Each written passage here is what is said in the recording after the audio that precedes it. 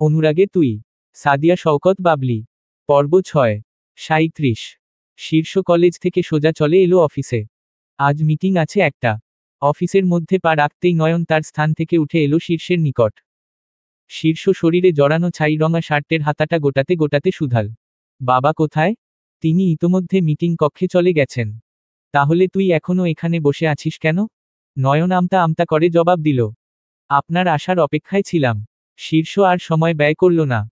নয়নকে সাথে নিয়ে এগিয়ে গেল মিটিং এর জন্য নির্ধারিত কক্ষের দিকে। কক্ষের দরজাটা চাপানো ছিল। শীর্ষ হাত দ্বারা দরজাটা ঠেলে ভিতরে ঢুকতেই তার কানে ভেসে এলো একটি পুরুষালী কণ্ঠস্বর। High handsome. চমকাল শীর্ষ। চোখ তুলে সম্মুখ পানে তাকাতেই আটকে উঠল সে। এ তো সেদিনের রেস্টুরেন্টের সেই লোক। কি যেন নাম? মিস্টার সোহাগ বোধ হয়। এই অদ্ভুত লোকটা এখানে কেন? তাও এই পোশাকে? সেদিন তো তাও মিনিস্কার্ট পরেছিল। আর আজ একদম শাড়িতে। তাও আবার সেই শাড়ি নয়। সাদা রঙের জর্জেট শাড়ি। শীর্ষ ঢোক গিলল। কণ্ঠ খাদে নামিয়ে নয়নকে শুধাল। এই প্রাণী এখানে কি করছে? নয়ন তাকালো সোহাগের দিকে। এই লোকের জন্যই তো এতক্ষণ বাহিরে বসেছিল সে। এখানে আসেনি। কিন্তু শেষ পর্যন্ত না এসেও তো কোনো উপায় নেই। মিটিংয়ে না থাকলে আবার চাকরিটা হারাতে হবে। আজকালকার চাকরির যে বাজার। এই চাকরিটাই অনেক কষ্টে জোটাতে হয়েছে তাকে। নয়ন কণ্ঠ খাদে নামালো। শীর্ষের ন্যায় কিভাবে জবাব দিল। আজ মিটিংটা তো এর সাথেই স্যার। আমাকে আগে বলিসনি কেন? নয়ন ভেঙচি কাটল। মনে মনে বলল। হ্যাঁ, তারপর সেদিনের রেস্টুরেন্টের ন্যায় আমাকে এই বান্দার হাতে একা ফেলে আপনি চম্পট দেন আর কি। তা তো আর হবে না। ম র লে ও একসাথে ম র বো আর বাঁচলেও একসাথে বাঁচব। শীর্ষ ভ্রু কুচকাল। চিবিয়ে চিবিয়ে বলল। কি হলো, কথা বলছিস না কেন? নয়ন হুট আমতা আমতা করে বলল। আমিও জানতাম না স্যার। একটু আগেই জেনেছি। একটু আগে জেনেছিস মানে কি? তোর কাছে আগে। কথাটা আর সম্পূর্ণ করতে পারল না শীর্ষ। তার পূর্বেই ডাক পড়ল তার। আব্দুর রহমান খান থমথমে কণ্ঠে বললেন। ওখানে দাঁড়িয়ে না থেকে এসে বসো। এমনিই দেরি করে এসেছো তোমরা। শীর্ষ একবার তীক্ষ্ণ দৃষ্টিতে তাকালো নয়নের দিকে, অতঃপর গিয়ে বসল বাবার পাশে। নয়নও এগিয়ে গেল। বসল শীর্ষের পাশে ঘেঁষে। কিছুটা সময় নিয়ে মিটিং শেষ হলো। আব্দুর রহমান খান উঠে চলে গেলেন সবার প্রথমে। শীর্ষ আর নয়নও চলে যাবে ঠিক তখনই সোহাগ এসে দাঁড়ালো তাদের পথ রোধ করে। শীর্ষের দিকে দৃষ্টি দিয়ে শুধাল। কেমন আছো তুমি? জোরপূর্বক হাসল শীর্ষ। চিবিয়ে চিবিয়ে জবাব দিল। আলহামদুলিল্লাহ ভালো, আপনি? সোহাগ হাত নাড়ালো। মেয়ালি ভঙ্গিমায় বলল। ওহো, আমাকে আপনি বলছো কেন? আমাকে তুমি করেই বলতে পারো। আচ্ছা। কিন্তু আমার এখন যেতে হবে। জরুরি একটা কাজ আছে। আপনার সাথে পরে কথা বলবো। সোহান কপালে ভাঁজ ফেলল। কপট রাগ দেখিয়ে বলল। আবার আপনি? ওই তো একটু ভুল হয়ে গেছে। যাই হোক, এখন আসছি আমি। শীর্ষ তাড়াহুড়ো করল। হন্তদন্ত হয়ে পা বাড়ালো সামনের দিকে। সোহাগ ফের তার পথ আগলে দাঁড়ালো। লাজুক চোখ মুখে শুধাল। সে না হয় যাবে। তার আগে বলে যাও আমাকে আজ কেমন লাগছে। শীর্ষ চোখ ঘুরিয়ে তাকালো সোহাগের পা থেকে মাথা অবধি। কেমন বিরক্ত লাগলো তার। গালে দাড়ি অথচ পরনে শাড়ি। একজন পুরুষ হয়ে যদি নারীদের ন্যায় এভাবে শাড়ি পরে, আবার সাজসজ্জাও নারীদের মতো। বিরক্তিতে কপাল কুচকাল শীর্ষ। বিড়বিড়িয়ে বলল। ম রা মানুষের মতো লাগছে। বিড়বিড়িয়ে বলার দরুন শীর্ষের কথাগুলো স্পষ্ট শুনল না সোহাগ। চোখে মুখে উৎসুকতা নিয়ে শুধাল। হ্যাঁ, কি বললে? শীর্ষ ফের জোরপূর্বক হাসল। আমতা আমতা করে জবাব দিল। জিরি এর মতো লাগছে তোমাকে। সোহাগ কপাল কুঁচকে বলল। জিরি কি? জিনের জি আর পরি এর রি। দুইটা মিলে জিরি। আসলে তোমাকে দেখতে পুরুষের ন্যায় অথচ সাজ পোশাক নারীর ন্যায়, তাই সংশয়ে পড়ে গিয়েছিলাম জিন বলবো নাকি পরি। তাই দুইটা মিলিয়ে জিরি বলে দিয়েছি আর কি। সোহাগ খুশি হলো। লাজুক হেসে বলল। যাহ দুষ্টু, আমাকে অতটাও সুন্দর লাগছে না। তারপরও তুমি যখন বললে তখন পরেই বলো। আমি দৈহিকভাবে পুরুষ হলেও মন থেকে নারী। একদম বিশুদ্ধ নারী। শীর্ষ কেসে উঠল। এই বান্দা বিশুদ্ধ নারী হলে তার মা, চাচি, দাদি, বোন কিংবা অন্য নারীরা কি? তারা কি অশুদ্ধ নারী?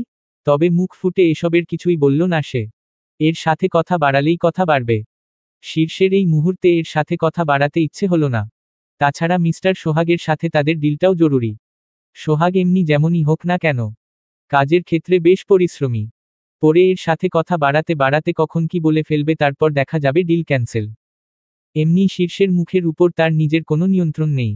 যখন যা খুশি মুখ থেকে বেরিয়ে আসে। শীর্ষ নয়নের কাঁধে হাত রাখল। মেকি হেসে সোহাগকে বলল, নয়ন আছে তো, ওর সাথে কথা বলো। আমার জরুরি কাজ আছে একটা। আমি এখন আসছি। হ্যাঁ। কথাটা কোনো রকমে শেষ করে আর এক দণ্ড দাঁড়ালো না শীর্ষ। লম্বা লম্বা পা ফেলে বেরিয়ে গেল মিটিং এর কক্ষ ছেড়ে। নয়ন অসহায় দৃষ্টিতে তাকিয়ে রইল তার গমনপথের দিকে। লোকটা আবার তাকে ফাঁসিয়ে চলে গেল। কি হতো এই সোহাগের হাত থেকে বাঁচিয়ে নিজের সাথে নিয়ে গেলে? তা তো নিবে না। নয়ন দাঁতে দাঁত পিষল। বিড়বিড়িয়ে বলল, স, অ, তা, ন, ব, ও, র লোক। সোহাগ তাকালো নয়নের দিকে। উৎসুক হয়ে বলল, চলো নয়ন, আমরা দুজন তাহলে একসাথে বসে একটু গল্প করি। নয়ন মেকি হাসল। আমতা আমতা করে বলল, আমারও আসলে কাজ আছে স্যার। এখন অফিস টাইম বোঝেনি তো। নিজের কথা শেষ করে সোহাগকে আর কিছু বলার সুযোগ দিল না নয়ন। এক প্রকার দৌড়ে চলে গেল। সোহাগ পিছন ঘুরে হতাশ নয়নে তাকালো তার গমনপথের দিকে। কণ্ঠে একরাশ দুঃখ ঢেলে বলল, যাহ বাবা, সবাই চলে গেল। ৩৮। দুপুরের তপ্ত রৌদ্র। ত্রয়ীর ক্লাস শেষ হয়েছে মাত্রই। মেয়েটা বই খাতা গুছিয়ে আরফা এবং রাকিবকে সাথে নিয়ে বেরিয়ে এলো বাইরে। কলেজ ক্যাম্পাস হয়ে গেটের দিকে পা রাখতেই এক পুরুষালী কণ্ঠের ডাক ভেসে এলো, ত্রয়ী। ত্রয়ী, আরফা এবং রাকিব তিনজনই থমকে দাঁড়ালো। তাকালো পিছন ঘুরে। চোখে পড়ল শাহেদকে। শাহেদ ততক্ষণে এসে দাঁড়ালো তাদের মুখোমুখি। নরম কণ্ঠেই সুধাল, কেমন আছো তোমরা? ত্রয়ী কিছু বলার পূর্বেই আরফা তার চঞ্চল কণ্ঠে জবাব দিল, জি আলহামদুলিল্লাহ ভালো। আপনি কেমন আছেন স্যার? আলহামদুলিল্লাহ ভালো। ডাকলেন যে স্যার, কিছু বলবেন কি? শাহেদ ইতস্তত করল। একটু সময় নিয়ে বলল, হ্যাঁ ত্রয়ীর সাথে একটু কথা ছিল। আরফা ঠোঁট টিপে হাসল। কিছু একটা সন্দেহ করে রাকিবকে বলল, চল আমরা ওদিক থেকে ঘুরে আসি। রাকিব যেতে চাইল না। ভ্রু কুচকে সুধাল, কেন, আমরা ওদিকে যাব কেন? স্যারের যা বলার আছে আমাদের সামনেই বলুক না, সমস্যা কি? আরফা রাকিবের দিকে একটু এগিয়ে দাঁড়ালো। কণ্ঠ খাদে নামিয়ে বলল, তুই কি বোকা? বোকা হতে যাব কেন? আজব। তাহলে ওদিকটায় চল। না, আমি যাব না। রাকিব যেতে চাইল না। আরফা এক প্রকার জোরজবরদস্তি করেই তাকে নিয়ে গেল কিছুটা দূরে। ত্রয়ী একবার তাকালো তাদের দিকে, অতঃপর মাথা নুইয়ে নিল। নম্র কণ্ঠে বলল, কি বলবেন স্যার? শাহেদ ইতস্তত করল ফের। আমতা আমতা করে বলল, কথাটা কিভাবে তোমাকে বলবো ভেবে পাচ্ছি না। আবার না জিজ্ঞেস করেও শান্তি পাচ্ছি না। নিজেকে অনেকবার দমানোর চেষ্টা করেছি। পরে আবার ভাবলাম তোমার কাছে একবার জিজ্ঞেস করেই নেই। ত্রয়ী অবাক হলো। কি এমন জিজ্ঞেস করবে এই লোক যার জন্য এত দ্বিধাদ্বন্দ্ব? এই লোক আবার তাকে প্রেমের প্রস্তাব দিবে না তো? ত্রয়ী এর আগে যতগুলো প্রেমের প্রস্তাব পেয়েছে তাদেরও ঠিক এমন ভাবভঙ্গি করেই প্রস্তাবটা দিতে দেখেছে।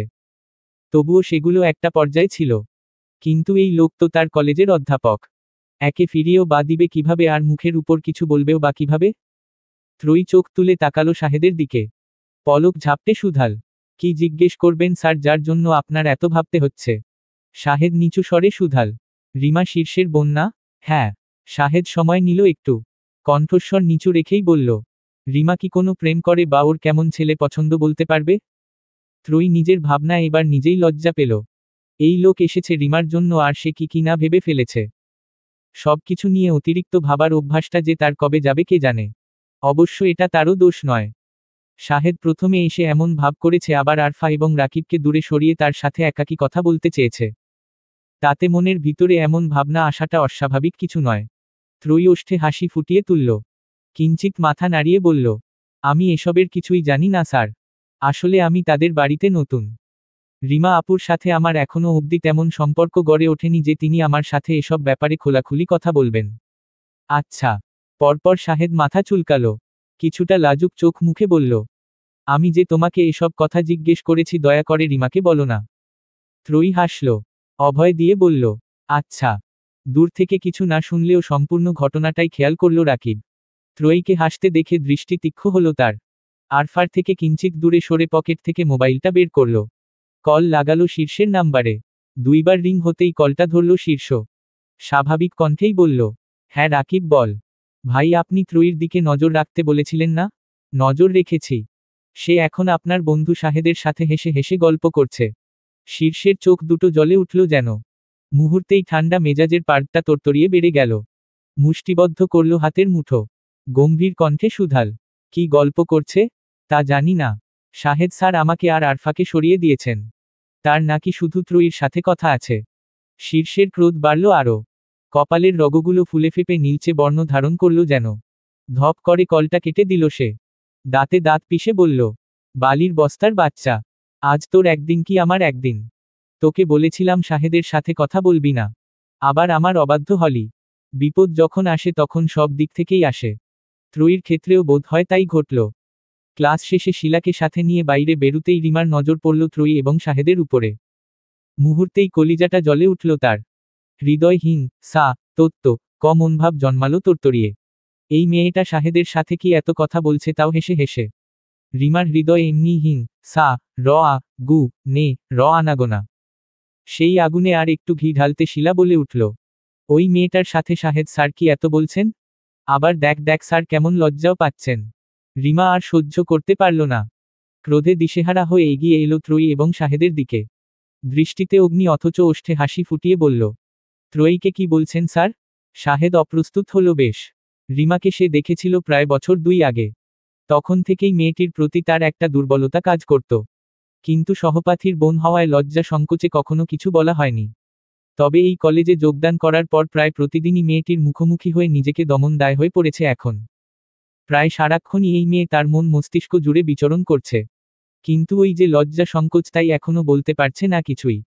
আবার হৃদয় এটা নিয়েও সংশয় ছিল যে রিমা অন্য কারো সাথে কোনো প্রেমমূলক সম্পর্কে আছে কিনা। সে বিষয়েই নিশ্চিত হতেই আজ ত্রয়ীর সাথে কথা বলতে এসেছিল সে। কিন্তু এখানে এসেও রিমা হাজির। মেয়েটা যদি কোনোভাবে জানতে পারে সে কলেজের অধ্যাপক হয়ে ত্রয়ীর কাছে এসব জানতে চেয়েছে, তাহলে কি না কি ভেবে বসে কে জানে। শাহেদ এলোমেলো দৃষ্টি ফেলল, আমতা আমতা করে বলল, এমনি তেমন কিছু না। আচ্ছা আমি আসছি। শাহেদ চলে গেল। রিমা সেদিকে এক পলক দৃষ্টি দিয়ে ত্রয়ীকে শুধাল, শাহেদ স্যার তোকে কি বলছিলেন? ত্রয়ী অবাক হলো, সাথে সাথে খুশিও হলো ভীষণ। রিমা অবশেষে তার সাথে কথা বলেছে। খান বাড়িতে এতদিন ধরে থাকছে ত্রয়ী, অথচ রিমা আজ প্রথম তার সাথে কথা বলল। মেয়েটা অনেকটা খুশিতেই বলে উঠল, উনি আপনার। এইটুকু বলেই থেমে গেল সে। স্মরণে এলো শাহেদের কথা। তিনি তো সত্যিটা রিমাকে বলতে বারণ করেছিল। মেয়েটা আমতা আমতা শুরু করল। দৃষ্টি নুইয়ে বলল, এমনি পড়ার বিষয়ে আলোচনা করছিলাম। আমি তো নতুন, তার উপর অনেক দিন পর বই ধরেছি, তাই অনেক কিছুই বুঝতে পারিনি, সে ব্যাপারেই জিজ্ঞেস করেছিলাম। ঠিক তো? ত্রয়ী মাথা নাড়িয়ে হ্যাঁ সূচক জবাব দিল। রিমা বোধ হয় বিশ্বাস করল তার কথা। সামনের দিকে পা বাড়ালো সে। যেতে যেতে বলল, গাড়িতে আয়। বাড়িতে যেতে হবে। 39। সূর্যের প্রখর তাপ। প্রকৃতি কেমন নেতিয়ে পড়েছে তীব্র এ তাপের দাপটে। ত্রয়ীদের গাড়িটা রাস্তা ধরে এগিয়ে যাচ্ছিল মানানসই গতি নিয়ে। হঠাৎ পথিমধ্যে আরেকটা গাড়ি এসে পথ রোধ করল তাদের। চলন্ত অবস্থায় সামনে থেকে আরেকটা গাড়ি চলে আসায় হকচকিয়ে উঠল ড্রাইভার। মধ্যবয়স্ক স্বাস্থ্যবান লোকটা ভীত হয়ে পড়লেন ভীষণ। উপায় না দেখে দ্রুত ব্রেক কষলেন তিনি। ফলস্বরূপ রিমা এবং ত্রয়ী জনেই ঝুঁকে গেল সামনের দিকে। সামনের সিটের সাথে বাড়ি খেল তাদের কপাল। মেজাজ বিগড়ালো ড্রাইভার লোকটার।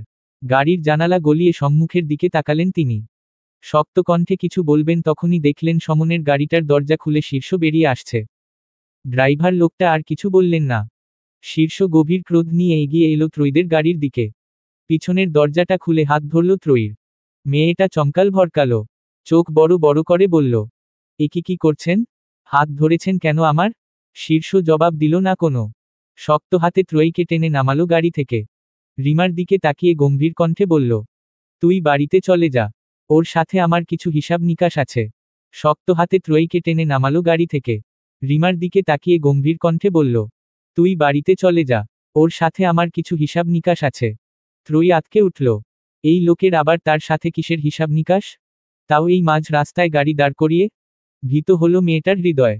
আমতা আমতা করে কিছু জিজ্ঞেস করবে তার পূর্বেই ভেসে এলো রিমার কণ্ঠস্বর, ওর সাথে আবার তোর কিসের হিসাব নিকাশ ভাইয়া? অত কিছু বুঝে তোর কাজ নেই। তোর বাড়িতে যাওয়ার কাজ, বাড়িতে চলে যা। কিন্তু ভাইয়া। শীর্ষ শুনল না রিমার কথা। ঠাস করে আটকে দিল গাড়ির দরজাটা। অতঃপর ত্রয়ীর হাত টেনে হাঁটা ধরল নিজের গাড়ির দিকে। মেয়েটা ভীত হলো আরও। নিজের হাত ছাড়িয়ে নিতে চাইল শীর্ষের বাঁধন থেকে। ভয়ার্ত কণ্ঠে শুধাল, কোথায় নিয়ে যাচ্ছেন আমাকে? শীর্ষ ত্রয়ীকে টেনে এনে এক প্রকার ছুঁড়ে ফেলল গাড়ির ভিতরে। দাঁতে দাঁত পিষে বলল, জাহান্নামে। আমি কি করেছি? আপনি হঠাৎ এমন করছেন কেন? শীর্ষ জবাব দিল না কোনো। ঘুরে এসে বসল ত্রয়ীর পাশে ড্রাইভিং সিটে। কোনরূপ বাক্য ব্যয় না করে গাড়ি ঘোরালো। অতঃপর গাড়ির গতি স্বাভাবিকের তুলনায় একটু বেশিই বাড়িয়ে সাই সাই করে ছুটল সামনের দিকে। ত্রয়ীর কান্না পেল ভীষণ। এ কোথায় এসে ঠেকল সে? এই লোক এমনিই তো তাকে দেখতে পারে না। উঠতে বসতে ধমকের উপরে রাখে। আর আজ যেভাবে চোটপাট দেখাচ্ছে তাতে মনে হচ্ছে মেরাই ফেলবে। ত্রয়ীর আখি দয়ে টলমলে হলো। হালকা নাক টেনে সুধাল। আপনি আমাকে দেখতে পারেন না মানলাম। তাই বলে কোনো কারণ ছাড়াই সবসময় আমার সাথে এমন করবেন? আমি কি ক্ষতি করেছি আপনার? শীর্ষের চোখে অগ্নি মুখশ্রী জুড়ে কাঠিন্যতা। সে ত্রয়ীর করা প্রশ্নের কোনো জবাব না দিয়ে পাল্টা প্রশ্ন করল। আমি তোর সাথে কারণ ছাড়াই এমন করি? করেনি তো। তারপর আগে যাই টুকটাক ভুলের জন্য চোটপাট দেখিয়েছেন। কিন্তু আজ তো আমি কিছুই করিনি। তাহলে শুধু শুধু এমন কেন করছেন? শীর্ষ সময় নিল একটু। কণ্ঠে প্রবল ক্রোধ এঁটে বলল। শাহেদের সাথে তোকে কথা বলতে বারণ করেছিলাম না আমি? তারপর আজ কলেজ শেষে ওর সাথে কি কথা বলছিলি তুই? ত্রয়ী চমকাল। এই কথা শীর্ষের কানে পৌঁছালো কিভাবে? কে বলেছে তাকে? রিমা বলেছে কি? কিন্তু শাহেদের সাথে কথা বলার পরবর্তী সময়টুকু তো সে রিমার সাথেই ছিল। তখন তো তাকে মোবাইলই ধরতে দেখল না। কাউকে কিছু বলবে কি? ত্রয়ী আমতা আমতা শুরু করল। ইতস্তত করে বলল। এমনি পড়ার বিষয়ে কথা বলেছি। পড়ার বিষয়ে কি এমন কথা বলেছিলি যা হেসে হেসে বলতে হয়েছে? এবারে ভয় বাদ দিয়ে বিরক্তি অনুভব হলো ত্রয়ীর হৃদয়। কারো সাথে হেসে কথা বলা কি অপরাধ? তারপর না হয় সে একটু হেসেই কথা বলেছে, তাতে এর কি? মনে মনে মেয়েটার কিছুটা ক্রোধ জন্মালেও শীর্ষের অভিমুখে তা প্রকাশ করার সাহস পেল না। বরং মিনমিনে গলায় সে বলল। তাতে কি হয়েছে? শাহেদ স্যার লোকটা তো ভালোই, তার উপর আপনার বন্ধু। সৌজন্যতা রক্ষার্থেও কথা বলার সময় ওষ্ঠে একটু হাসি ফুটিয়ে তোলার প্রয়োজন আছে। কথাটা শেষ হতে না হতেই শীর্ষ গাড়িতে ব্রেক কষল হঠাৎ। হকচকিয়ে উঠল ত্রয়ী। নিজের তাল ঠিক রাখতে না পেরে ফের সে ঝুঁকে গেল সামনের দিকে। তবে সৃষ্টিকর্তা সহায়। এবারে কপালে আঘাত লাগার পূর্বেই নিজেকে সামলে নিতে সক্ষম হলো মেয়েটি। নয়তো বড় কোনো দুর্ঘটনার সম্মুখীন হতে হতো তাকে। এবারে আর আগের বারের মতো তার সামনে গাড়ির সিট ছিল না যে কপালে আঘাত লাগার পর্যন্তই সীমাবদ্ধ থাকবে। এবারে তার অভিমুখে কাচ ছিল। হতে পারত কাচের সাথে আঘাত লেগে কাচ ভেঙে সে বাহিরে পড়ে গেল, অথবা কাচের টুকরো মাথায় ঢুকে পড়ল। ত্রয়ী বুকে হাত দিল। জোরে জোরে কয়েকটা নিঃশ্বাস নিয়ে তাকালো শীর্ষের দিকে। সাথে সাথে অন্তরাত্মা কেঁপে উঠল তার। শীর্ষ তার দিকেই তাকিয়ে আছে। পূর্বের থেকেই হিংস্র তার মুখশ্রী। চোখ দুটো রক্তলাল। মনে হচ্ছে যেন ওই দৃষ্টি দ্বারাই সামনে যা কিছু আছে সব হয় ধ্বং স করে দিবে, নয়তো যা লি এ পু রি এ দিবে। ভয়ে চুপসে গেল ত্রয়ী। এলোমেলো দৃষ্টি ফেলে তাকালো এদিক ওদিক। তখনই ভেসে এলো শীর্ষের হুঙ্কার। গাড়ি থেকে নাম। ত্রয়ী কেঁপে উঠল।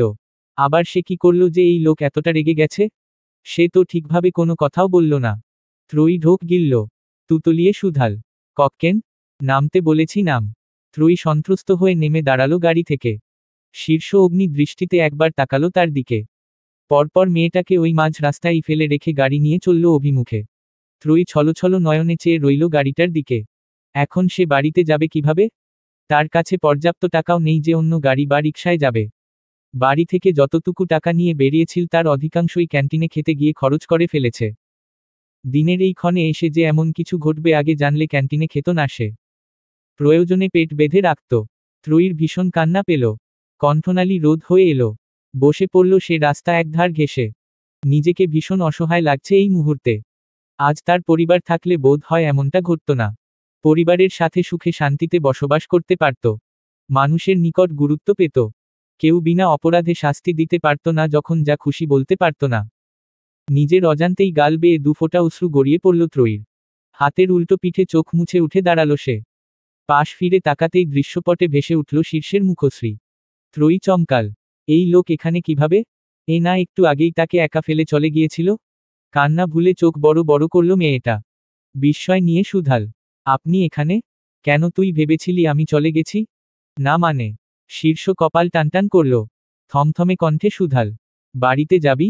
ত্রয়ী মাথা নুইয়ে নিল। জবাব দিল না কোনো। শীর্ষ ভ্রু বাঁকালো। গম্ভীর কণ্ঠে প্রশ্ন। গাড়িতে তখন কি বলছিলি? কে লোকটা ভালো? ত্রয়ী ভরকালো। চোখ তুলে তাকালো শীর্ষের দিকে। এই লোকের জন্য তখন খেপে গিয়েছিল? সে তো শুধু কথার কথা বলেছিল, শাহেদ স্যার লোকটা ভালো। এতেও অন্যায় হয়ে গেছে? ত্রয়ী আর ঝুঁকি নিতে চাইল না। মিনমিনে কণ্ঠে জবাব দিল। কেউ না। কেউ ভালো না। শীর্ষ দাঁতে দাঁত পিষল। কটমট করে বলল।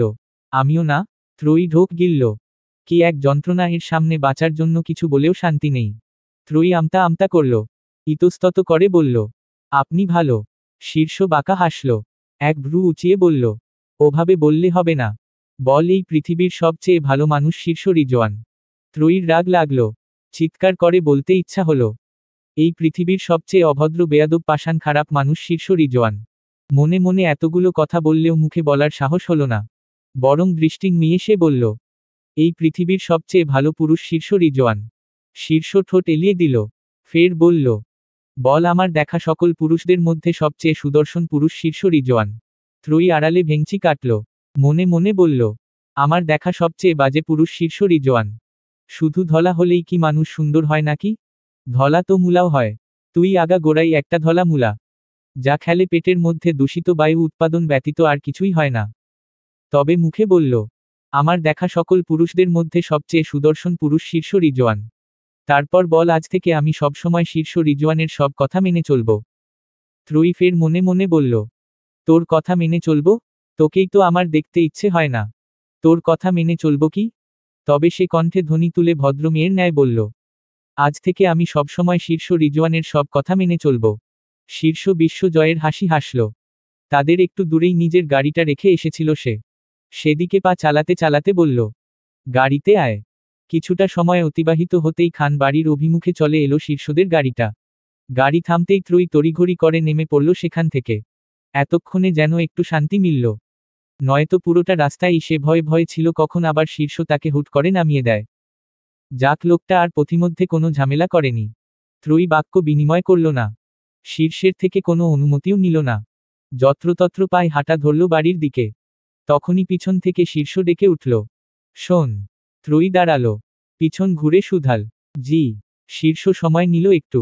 কিছুটা নরম গলায় শুধাল, একদিন বলেছিলি না তোর একা ঘুমাতে ভয় লাগে। আগে দাদির সাথে ঘুমাতি। এখনো কি একা ঘুমাতে ভয় লাগে তোর? লাগলে বলতে পারিস। এইটুকু বলে থামল শীর্ষ। কণ্ঠ খাদে নামিয়ে ফের বলল, এখন কট খেয়ে হলেও তোকে বিয়ে করতে আমার আর কোনো সমস্যা নেই। ত্রয়ী শুনল না শীর্ষের নিচু কণ্ঠে বলা কথাগুলো। তাকে আশাহত করে মেয়েটি নিচু কণ্ঠে বলল, না এখন আর ভয় লাগে না আমার। অভ্যাস হয়ে গেছে। কথাটা বলেই ত্রয়ী পিছন ঘুরল। সময় ব্যয় চলে গেল বাড়ির ভিতরে। শীর্ষ কপালে ভাঁজ ফেলল। নাক মুখ কুঁচকে বলল, বাহ, অভ্যাস এত তাড়াতাড়ি হয় কেমনে? অন্তত 4-5 মাস সময় নিয়ে হওয়া উচিত ছিল। 40। বিকালের সময়। আকাশের সূর্যটা তার তেজ কমিয়ে দিয়েছে কিছুটা। তবে তাতে গরম কমেনি একটুও। শীর্ষ দুপুরের পর পরই চলে এসেছে ক্লাবে। কয়েকদিন পরের ক্রিকেট টুর্নামেন্ট নিয়েও আলোচনা আছে আর বাড়িতেও ভালো লাগছিল না। আলভি এবং নয়ন সহ ক্লাবের আরও কিছু সদস্যরা এসেছে এখানে। শুধু আসেনি রবি। তার আগামীকাল শীর্ষদের কোম্পানিতে ইন্টারভিউ। এই মুহূর্তে পড়াশোনায় ভীষণ ব্যস্ত সে। শীর্ষ কিছু চেয়ার টেনে ক্লাবের সদস্যদের নিয়ে গোল হয়ে বসল মাত্র ক্লাব প্রাসঙ্গিক বিভিন্ন আলোচনায়। তবে আলোচনা সম্পূর্ণ হবার পূর্বেই তাদের সভা ভঙ্গ হল। কায়সার তার দলবল নিয়ে প্রবেশ করল ক্লাবে। কায়সারকে দেখেই ফুঁসে উঠল ক্লাবের সদস্যরা। সেদিন এই ব্যাটা এসে তাদের এবং ক্লাবের কম ক্ষতি করেনি। ক্রোধে দিশেহারা হয়ে দাঁড়িয়েও পড়ল জনা তিনেক সদস্য। হাসল কায়সার। তাদের দিকে এগিয়ে এসে বলল, আরে বসো বসো। আমি আজ এখানে মা রি করতে আসিনি। বরং তোদের সাথে সবটা ঠিক করে নিতে এসেছি। শীর্ষ ভ্রু কুচকাল। থমথমে কণ্ঠে শুধাল, কিসের ঠিক? অনেক ভেবে দেখলাম তোর সাথে শত্রুতা করে আমার কোনো লাভ নেই বরং ক্ষতি। তাই নিজের ক্ষতি এড়াতে চলে এলাম তোর সাথে মিলে যেতে। তুই এলেই আমি তোর সাথে মিলে যাব ভাবলি কিভাবে? কায়সার একটা চেয়ার টেনে বসল। ওষ্ঠে হাসির ধারা অব্যাহত রেখেই বলল, ওই দিন সাকিব গিয়ে হঠাৎ বলল তুই ওকে ক্লাব থেকে বের করে দিয়েছিস। ব্যাস আমার মাথা গরম হয়ে গেল। আমিও কোনো বাছবিচার না করেই ক্লাবে এসে ঝামেলা করেছি। এইটুকু বলে থামল কায়সার। দম ফেলে ফের বলল, যাক ওসব কথা বাদ দে। পুরনো শত্রুতা ধরে রেখে লাভ কি বল? তার থেকে আয় আমরা বরং মিলে যাই। শীর্ষ গা এলিয়ে দিল চেয়ারের সাথে। বাঁকা হেসে বলল, দুঃখিত রে।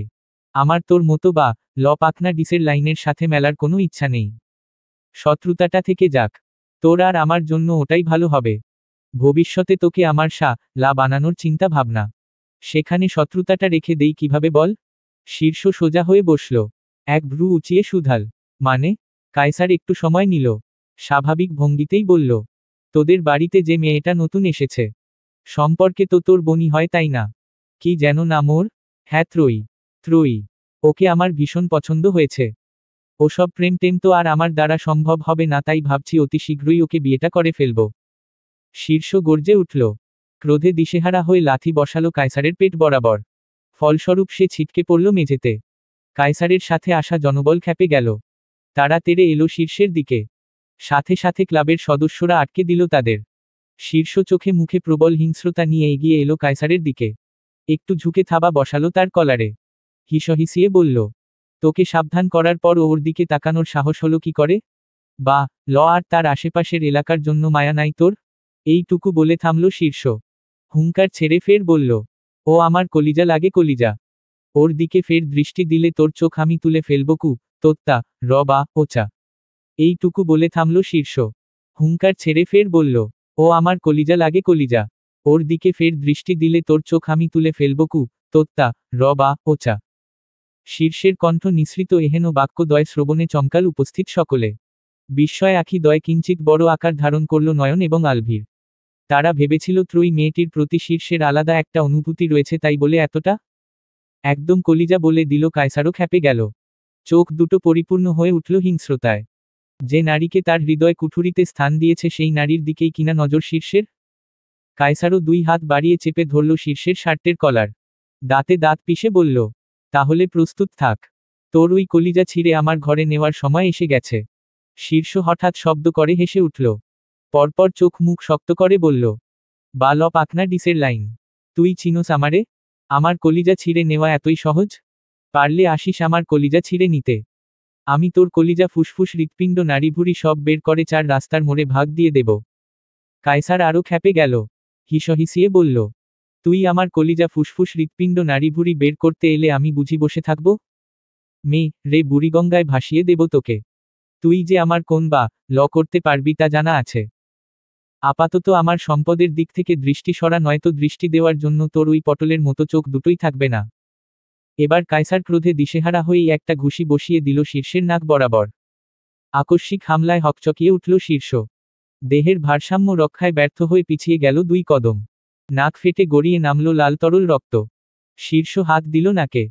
চোখের সম্মুখভাগে এনে রক্তের দেখা মিলতেই লাথি বসালো কায়সারের পেট বরাবর। মেঝেতে ছিটকে পড়ল কায়সার। তবে সময় ব্যয় না করেই পুনরায় উঠে দাঁড়ালো। ক্রোধে দিশেহারা হয়ে সেও লাথি বসালো শীর্ষের পেটে। শীর্ষ মেঝেতে না পড়ে গেলেও পিছিয়ে গেল কিছুটা। পরপর ঝড়ের বেগে এসে গলা টিপে ধরল কায়সারের। কায়সারও কম যায় না। সেও তৎক্ষণাৎ টিপে ধরল শীর্ষের গলা।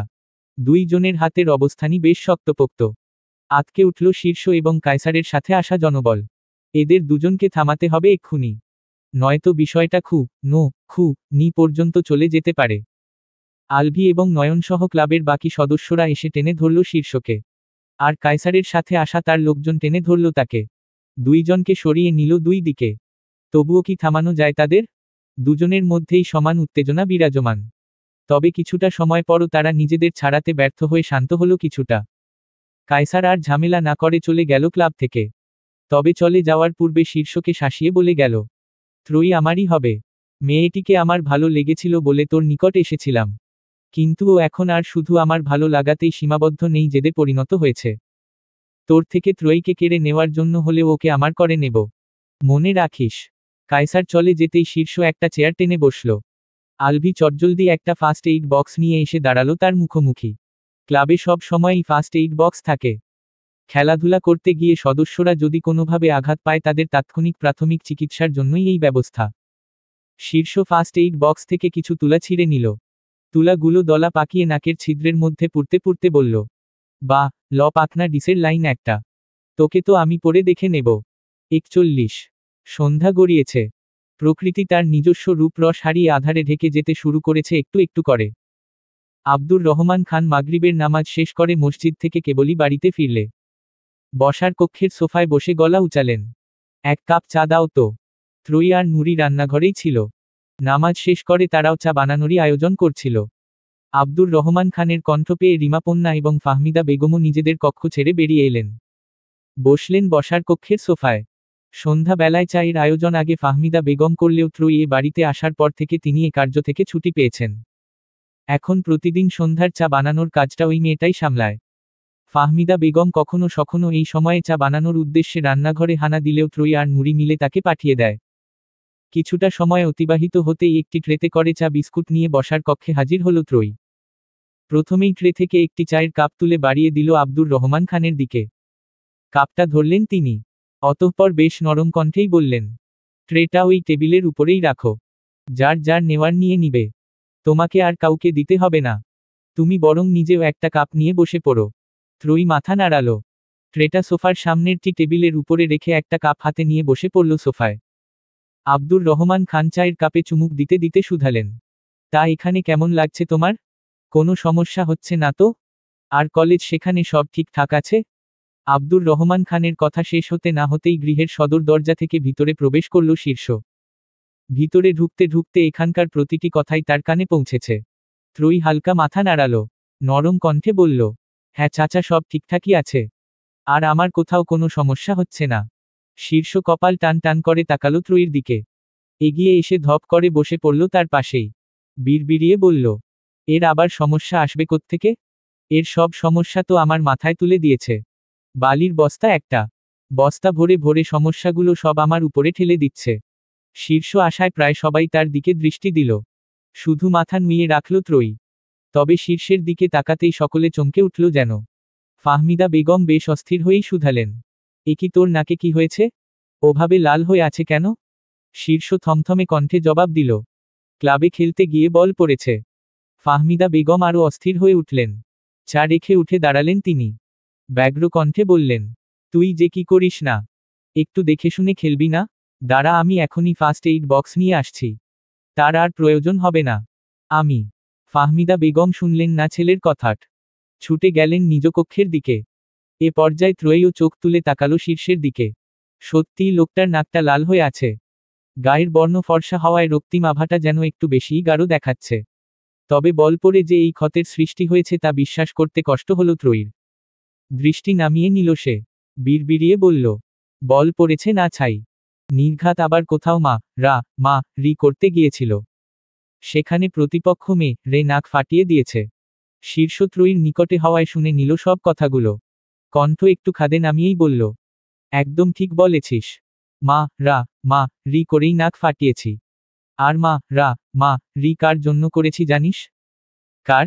তোর। ত্রয়ী অবাক হলো। চোখ তুলে তাকালো শীর্ষের দিকে। অবাক স্বরেই বলল, আমার জন্য আমি আবার কি করেছি যে আমার জন্য আপনার মা রি করতে হয়েছে? সেসব কথা তোর না জানলেও চলবে। তুই শুধু এইটুকু জেনে রাখো, তোর জন্য মা রি করতে গিয়ে আমার নাক ফেটেছে। এর মাসুল তোকেই দিতে হবে, শুধু তোকে। ত্রয়ীর কপালে ভাঁজ পড়ল। মস্তিষ্কে চাপ প্রয়োগ করে স্মরণের চেষ্টা করল সে কি এমন করেছে যার জন্য মা রি লাগতে পারে। না, তেমন কিছুই তো স্মরণে আসছে না। এ লোক নির্ঘাত মিথ্যা বলছে। নিজে মা রি করে এসে এখন তার উপরে দোষ চাপাতে চাইছে। ত্রয়ী দাঁতে দাঁত পিষল। চিবিয়ে চিবিয়ে বলল, আপনি মিথ্যা বলছেন। ঠিক আছে। এরপর থেকে মা রি বাঁধলে তোকে নিয়ে পার্সেল করে মা রি মধ্যে ঠেলে দেব। তখন তুই নিজেই যাচাই বাছাই করে নিস সত্যি নাকি মিথ্যা। শীর্ষের কথা শেষ হতে না হতেই ফার্স্ট এইড বক্স নিয়ে হন্তদন্ত হয়ে ছুটে এলেও ফাহমিদা বেগম। এক প্রকার হামলে পড়লেন ছেলের নাকের উপর। একটি ওয়ান টাইম ব্যান্ডেজ লাগিয়ে দিলেন তড়িঘড়ি করে। পন্না মুখ বাঁকালো। ব্যঙ্গ করে বলল, বলটা আর পড়ার কোথাও জায়গা পেল না ভাইয়া? একদম তোর ওই নাকের উপরেই পড়ল। রিমা হেসে উঠল। হাসতে হাসতে বলল, ভাইয়া তোর নাকটা এখন দেখতে কেমন লাগছে জানিস? একদম টমেটোর মতো লাল টমেটো। শীর্ষের মুখশ্রী থমথমে রূপ ধারণ করল। তীক্ষ্ণ দৃষ্টিতে সে তাকালো রিমার দিকে। সাথে সাথে হাসি বন্ধ হয়ে গেল তার। খাওয়ায় মনোযোগী হলো আবারও। এতক্ষণে মুখ খুললেন আব্দুর রহমান খানও। থমথমে কণ্ঠে তিনি ছেলেকে বললেন, এখন ওসব ক্লাব ফ্লাব ছাড়ো। বয়স তো কম হলো না। শীর্ষ ততটা গায়ে মাখল না বাবার কথা। টেবিলের দিকে দৃষ্টি দিল সে। ভ্রু কুচকে শুধাল, আমার কফি কোথায়? ফাহমিদা বেগম তাড়াহুড়ো করলেন। ব্যস্ত হয়ে বললেন, তুই তো বাড়িতে ছিলি না। আর হঠাৎ চলে আসবি বুঝতে পারিনি। দাঁড়া, আমি এখনই বানিয়ে আনছি। শীর্ষ বাদ সাধল মায়ের কথায়। ত্রয়ীর দিকে এক পলক তাকিয়ে বলল, তোমার কি দরকার কফি বানাতে যাওয়ার? ত্রয়ীকে বা নুরিকে বলো, ওরা বানিয়ে আনবে।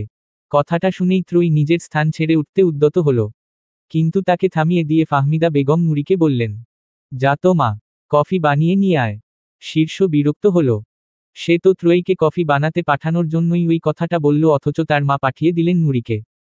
42 রাত্রি বেড়েছে। সবাই যে যার কক্ষের দ্বার দিয়ে শুয়ে পড়েছে হয়তো। ত্রয়ীও কেবল বিছানায় গা এলিয়ে দিয়েছিল। এর মধ্যেই দরজায় টোকা পড়ল তার। বিরক্ত হলো মেয়েটা। কে এসেছে এত রাতে? নির্ঘাত ওই শীর্ষ ব্যাটা। এত রাতে ওই বদলোক ব্যতীত তো আর কেউ তার কক্ষে কড়া নাড়ে না। আবার কি লাগবে ওই লোকের কে জানে। ত্রয়ী কপাল কুঁচকে বিছানা ছাড়ল। এগিয়ে এসে খুলল দরজাটা। যা ভেবেছিল তাই। দরজা খুলতেই দৃশ্যপটে ভেসে উঠল শীর্ষের মুখখানা। ত্রয়ী ভিতরে ভিতরে যতই বিরক্ত হোক না কেন মুখশ্রীতে স্বাভাবিক ভঙ্গিমা বজায় রাখল। নরম কণ্ঠে সুধাল, কিছু লাগবে কি? হুম। কি? তোর মোবাইল নাম্বার। ত্রয়ী অবাক হলো কিঞ্চিত। পলক ঝাপটে সুধাল, কি? তোর মোবাইল নাম্বারটা দে। মাঝে যাঝেই তোকে প্রয়োজন পড়ে আমার। বারবার তোকে ডাকতে আসতে বা তোর কক্ষের দরজায় ধাক্কাধাক্কি করতে আমার বিরক্ত লাগে। তার থেকে নাম্বার দে।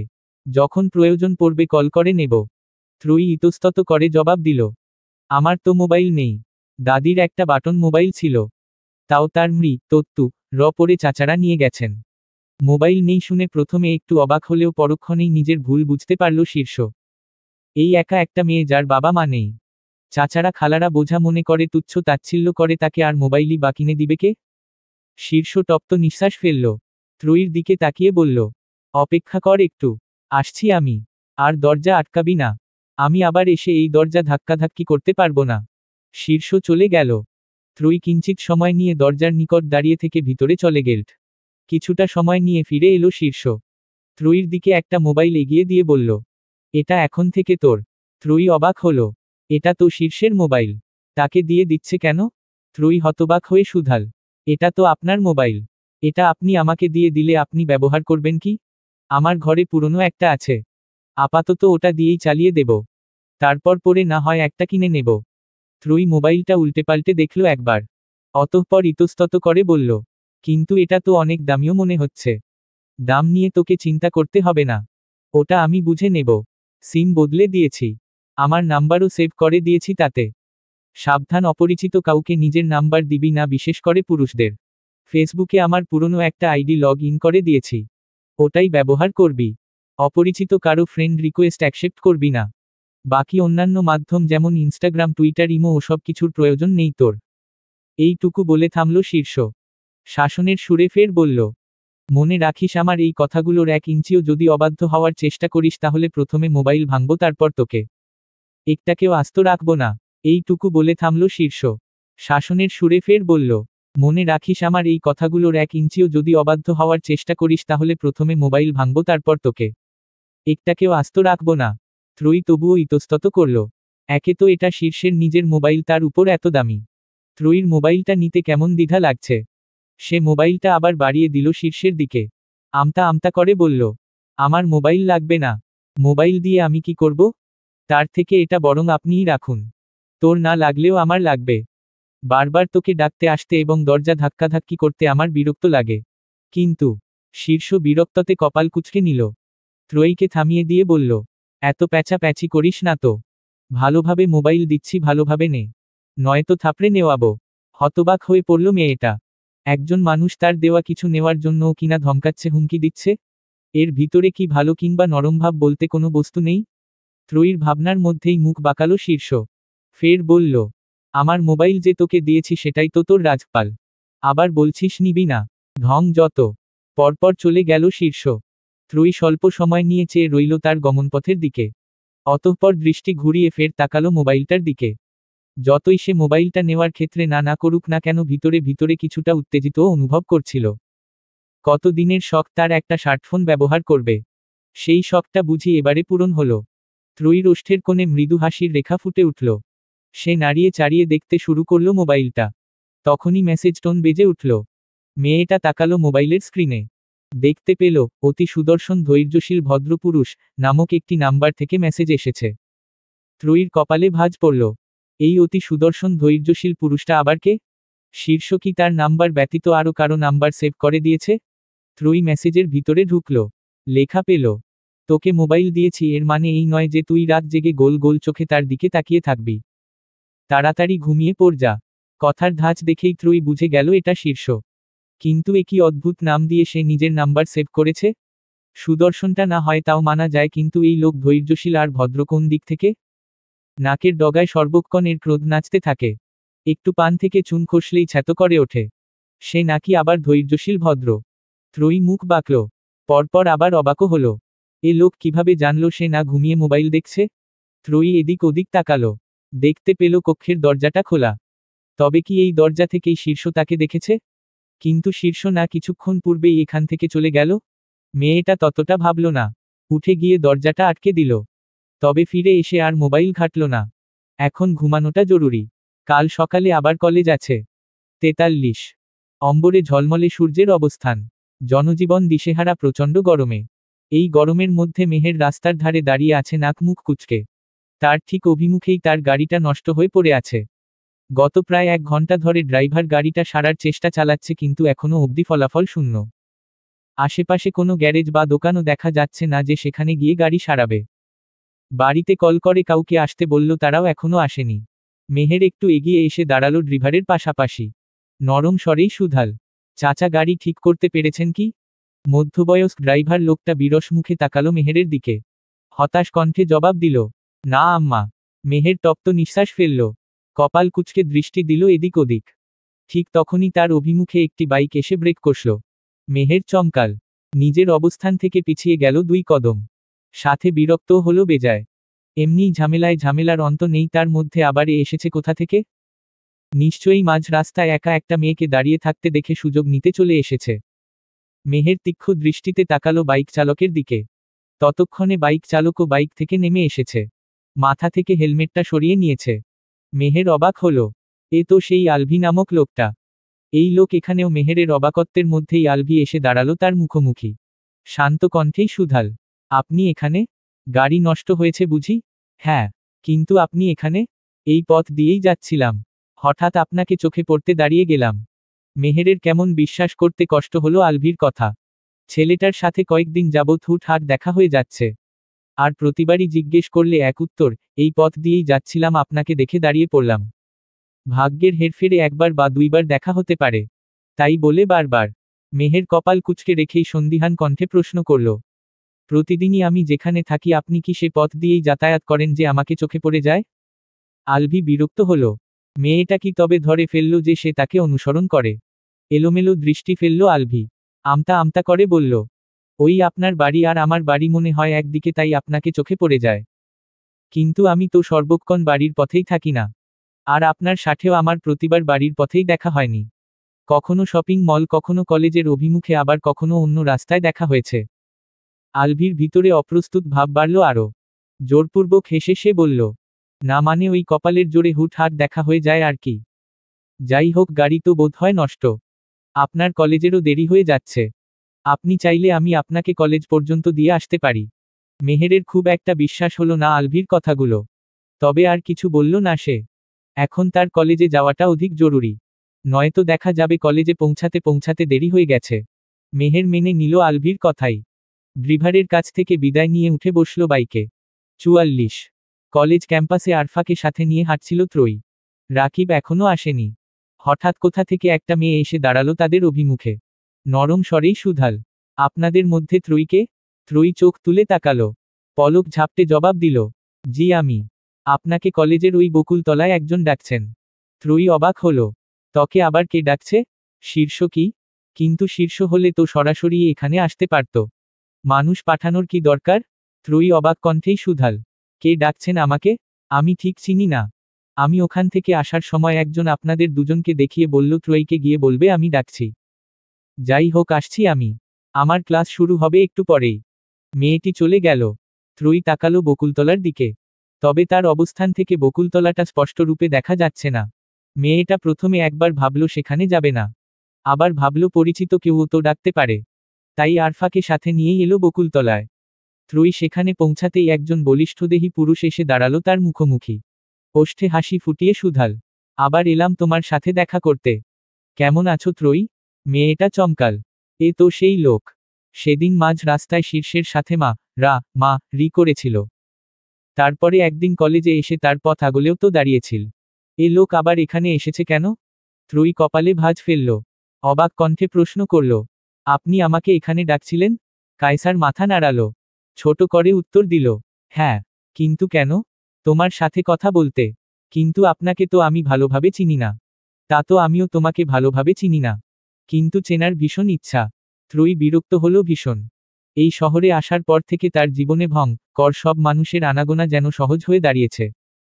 অবশ্য ঘরেই যেখান শীর্ষ নামক ভং কর মানবের বসবাস, সেখানে বাইরে ভং কর মানবের আনাগোনা খুব স্বাভাবিক। ত্রয়ী কিছুটা বিরক্তি নিয়েই বলল, কিন্তু আমার সেই ইচ্ছে নেই। কায়সার ততটা গায়ে মাখল না ত্রয়ীর কথা। আলতো হেসে বলল, চলার পথে আমাদের অনেক কিছুরই পূর্ব থেকে পরিকল্পনা করা থাকে না বা ইচ্ছে থাকে না। তবুও আমাদের জীবনে তাই ঘটে। তোমার আমার ক্ষেত্রেও বিষয়টা তেমনই না হয়, ধরে নাও। আমার ভিতরের তীব্র ইচ্ছার দাপটেই আমি তোমাকে চিনব, জানব। আবার তোমার ইচ্ছে না থাকা সত্ত্বেও আমাকে তোমার চিনতে হবে, জানতে হবে। ত্রয়ীর মেজাজ গরম হলো। এই লোককে যে তাকে ইচ্ছের বিরুদ্ধেও চিনতে হবে, জানতে হবে। ত্রয়ী শক্ত কণ্ঠে কিছু বলতে চাইল কায়সারকে। তবে তার পূর্বেই খেকিয়ে উঠল আরফা। ঝাঝালো কণ্ঠে বলল, আপনি কোন দেশের প্রেসিডেন্ট যে আপনাকে চিনতে হবে, জানতে হবে? আপনাকে আমার বান্ধবী চিনবেও না, জানবেও না। কি করবেন আপনি? কায়সার ফুঁসে উঠল। দাঁতে দাঁত চেপে বলল, এই মেয়ে, আমি তোমাকে কিছু বলেছি? যার সাথে কথা বলছি সে কিছু বলছে না, আর তুমি ফটর ফটর করছো। বেয়াদব মেয়ে। আরফা তেতে গেল আরো। কণ্ঠে গভীর রোষ নিয়ে বলল, আপনি কি বললেন? আমি বেয়াদব মেয়ে? ঠিক আছে, তাহলে আমিও আমার বান্ধবীর হয়ে কথা বলেছি, বেশ করেছি। আরও বলবো। পারলে আটকান। তুমি কিন্তু এবার বাড়াবাড়ি করছো। আরও করব। ত্রয়ী ভরকালো কায়সার এবং আরফার ঝগড়ায়। কি শুরু করেছে এরা দুজন? বাচ্চাদের ন্যায় পায়ে পা লাগিয়ে ঝগড়া করছে। মেয়েটা চোখ ঘুরিয়ে তাকালো আশেপাশে। অনেকেই তাদের দিকে কেমন অদ্ভুত দৃষ্টিতে তাকিয়ে আছে। নিশ্চয়ই কলেজ ক্যাম্পাসে দাঁড়িয়ে এক জোড়া প্রাপ্তবয়স্ক নরনারীর ঝগড়া ভালো চোখে দেখছে না তারা। না, এদের এখন থামানো উচিত। নয়তো মান ইজ্জত বলতে কিছু থাকবে না। ত্রয়ী হাত বাড়িয়ে চেপে ধরল আরফার এক হাত। টেনে নিয়ে শ্রেণীকক্ষের দিকে যেতে যেতে বলল, আমাদের ক্লাস শুরু হয়ে যাবে। তাড়াতাড়ি চল। আরফা তবুও দমল না। ত্রয়ীর সাথে যেতে যেতে সে তাকালো কায়সারের দিকে। মুখ বাঁকিয়ে বলল, যে না চেহারা নাম রাখছে পেয়ারা। কায়সার দাঁতে দাঁত পিষল। কণ্ঠ উঁচিয়ে বলল, অভদ্র বেয়াদব মেয়ে। ৪৫। রাত ১২টার অধিক। শহরের ব্যস্তময় পরিবেশ নিস্তব্ধ হয়ে উঠেছে এই মুহূর্তে। ত্রয়ী বিছানায় শুয়ে আছে। চোখে কেবল ঘুমের আভা লেগেছে। ঠিক তখনই বালিশের পাশে রাখা তার মোবাইলটা বেজে উঠল প্রবল ঝংকার তুলে। ত্রয়ী ধরফরিয়ে উঠে বসল বিছানায়। আকস্মিক চোখ থেকে ঘুম ছুটে যাওয়ায় মস্তিষ্ক সক্রিয় হতে সময় লাগলো কিছুটা। কিন্তু মস্তিষ্ক সক্রিয় হতেই বিরক্তিতে নাক মুখ কুঁচকে এলো মেয়েটার। নির্ঘাত ওই শীর্ষ ব্যাটা কল করেছে। নয়তো আর কেউ নেই যে এত রাতে কল করে তার ঘুমের ১২টা বাজাবে। ত্রয়ী একরাশ বিরক্তি নিয়ে কলটা ধরল। মোবাইলটা কানের কাছে নিয়ে বলল, হ্যালো, আসসালামু আলাইকুম। শীর্ষ সালামের জবাব দিয়েই বলল, কফি নিয়ে আয় সুইমিং পুলের নিকটে। আমি অপেক্ষা করছি সেখানে। কিন্তু এত রাতে? ত্রয়ীর কথাটা শুনল না শীর্ষ। তার পূর্বেই কল কাটল। বিরক্তি বাড়ল মেয়েটার। এত রাতে ঘুম ভাঙিয়ে কফি? প্রতিদিন একটা নাটক পেয়েছে এই লোক। কিছু বলাও যাচ্ছে না। শত হলেও এরা ত্রয়ীর আশ্রয়দাতা। তপ্ত নিঃশ্বাস ফেলল সে। আর কোনো উপায় না পেয়ে কক্ষ ছেড়ে বেরিয়ে এলো কফি বানাতে। বেশ কিছুটা সময় নিয়ে এক মগ কফি হাতে সুইমিং পুলের নিকট এগিয়ে এলো ত্রয়ী। দূর থেকেই লক্ষ্য করল শীর্ষ পুলের স্বচ্ছ পানিতে পা ডুবিয়ে বসে আছে। মেয়েটা চোখ মুখ কুচকাল। তীব্র ক্রোধ নিয়ে মনে মনে বলল, ইচ্ছে তো করছে ব্যাটাকে এই কফির মধ্যেই চুবিয়ে মারি। দিন রাত একটা মানুষ এত কফি খায় কিভাবে, আল্লাহ মালুম। অবশ্য এটা মানুষ নাকি এলিয়েন সে বিষয়ে যথেষ্ট সন্দেহ আছে। মনে মনে এতগুলো কথা বললেও এর একটা কথাও মুখে প্রকাশ করার সাহস হলো না ত্রয়ীর। সে এগিয়ে এসে দাঁড়ালো শীর্ষের নিকটে। ওষ্ঠে হালকা হাসির রেখা ফুটিয়ে তুলে বলল, আপনার কফি। শীর্ষ চোখ তুলে তাকালো